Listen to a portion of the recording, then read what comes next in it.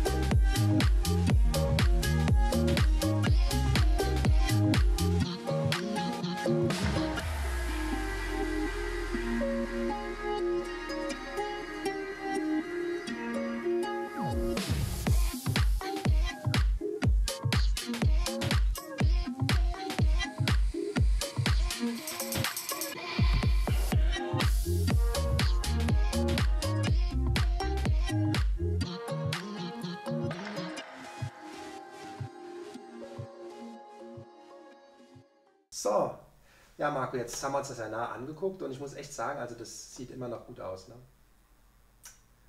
Also dem stimmst du ja auch zu, du bist ja zufrieden damit, ne? Immer noch, ne? Ja, wie ich schon gesagt habe, also es sind jetzt schon einige Jahre vergangen und ich habe keine Probleme. Ich habe jetzt auch nicht zum Beispiel, ich habe ja noch meine blonden Haare, ich habe jetzt noch nicht diese graue Haare, weil ich ja doch dann die Befürchtung gehabt hatte, vielleicht kriege ich ja irgendwo mal jetzt dann graue Haare an gewissen Stellen. Also du bist jetzt, wir müssen für die Zuschauer kurz nochmal sagen, du bist jetzt 45 Jahre alt, ne? 45, ja. Also ich bin ja 47 und ich habe schon einiges an grauen Haaren, da bist du bis jetzt verschont geblieben, ne?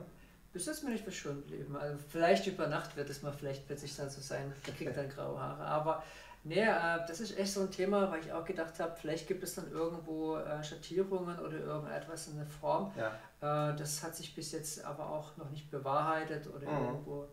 Ich hatte auch nicht das Gefühl gehabt, dass jetzt im Laufe der Jahre vielleicht viel mehr Haare ausgefallen sind. Also nur halt, dass sich halt hinten in den Donnerkreis... Das wollte ich jetzt gerade auch zu dir sagen, dass ja, das ist das Einzige, das man jetzt auf der Tonsur sieht, dass da ein bisschen im Ansatz schon genetischer Haarausfall zu sehen ist. Aber da hätte ich sowieso zu dir gesagt, man macht es besser noch nicht, also man tut besser noch nicht transplantieren, es ist noch relativ viel da. Und man hatte auch immer ein bisschen das Problem, dass man permanenten Schockloss haben kann, also immer wenn man in ein bestehendes Gebiet rein verpflanzt, dass man 500 Haare einsetzt und 500 alte Haare quasi aufgrund des Stress, der OP-Trauma dauerhaft beschädigt werden und dann würde man quasi nur so ein Nullsummenspiel erreichen.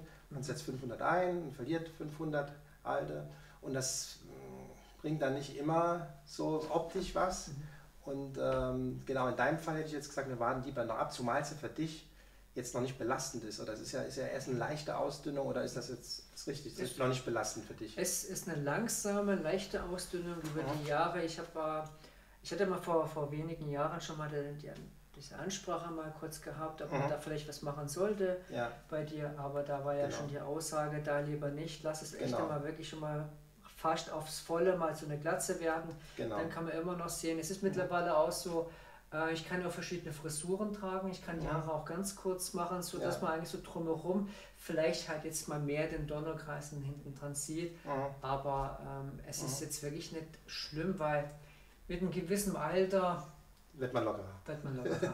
Genau, gut, es kommt dann halt auch noch dazu, dass die Tonsur ist ein spezieller Bereich, man hat ja hinten einen Wirbel und Haarchirurgen sprechen da auch gerne über ein schwarzes Loch, das schwarze Loch. Das heißt, man braucht sowieso in so einer Tonsur unheimlich viele Kräfte, dass das optisch ausreichend deckt. Also das heißt, Tonsuren sind sowieso ein bisschen spezieller und die Patienten sind schwieriger zufriedenzustellen. Und so wie es jetzt bei dir ist, es ist ja noch Haar da, man sieht eine leichte Ausdünnung, aber da würde ich immer sagen, lass noch lieber die Finger davon, warten noch ab. Was aber vom Haarkranz her ist, wir haben ja damals, haben wir gesagt, du hast jetzt ca. 19.500, sagen wir 20.000 follikuläre Einheiten im Haarkranz. Und wir haben ja damals schon gesagt, man kann ca. 40% wahrscheinlich entnehmen, vielleicht auch sogar ein bisschen mehr entnehmen. Man darf nicht zu viel entnehmen, weil sonst wird es ja einfach zu dünn hinten. Soll ja immer noch ansehnlich aussehen, dein Donorgebiet. Aber das heißt, dass wir vor der letzten OP hatten wir quasi roundabout 8.000, wo man noch zur Verfügung hat. Vielleicht auch sogar ein bisschen mehr, aber da müsste man sich nachher noch rantasten. Könnte auch sein, dass noch mehr wie 8.000 sind. Aber jetzt hast du ja schon 3.000, wie viel hast du bekommen in der OP vom Lars? Das waren ja über 3.000, waren dann 3.200 oder? Ja gut, das Gute bei dir war ja, wo du schon mal gesagt hast, ich habe noch 8.000 Pi mal Daumen übrig, weil ich hatte ja schon die erste OP, die allererste, wo ich eigentlich gepfuscht war. Wenn man aber das mal vielleicht hochrechnet, waren es vielleicht 300, 400, 500 Haarwurzeln, also Grafts, wo entnommen worden sind. Ansonsten waren es eigentlich dann so um die 7, 8, wo du gesagt hast. Und bei der OP, die dann 2 Tage hinten dran waren, wurde dann ungefähr so bei 3.200, 3.400. Okay, das heißt, wir haben jetzt noch 8.000 minus die 3.200, 3.500, wo wir noch zur Verfügung haben, also 5.000, 4.500. Und da kann man dann doch noch einiges machen, zumal du jetzt aber ja noch top aussiehst. Und, aber das nur nochmal zur Beruhigung für dich. Ich denke, das ist wahrscheinlich auch eine schöne Beruhigung für dich, dass wir noch einiges an Reserven haben, um dann noch tätig zu werden, wenn der Haarausfall noch weitergeht.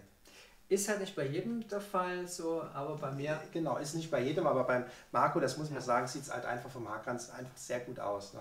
Also du hast wirklich natürlich auch Top-Bedingungen gehabt. Er ist schlecht gestartet in alles, mit einem falschen Anbieter, aber man konnte es ja nochmal hinbiegen. Ja.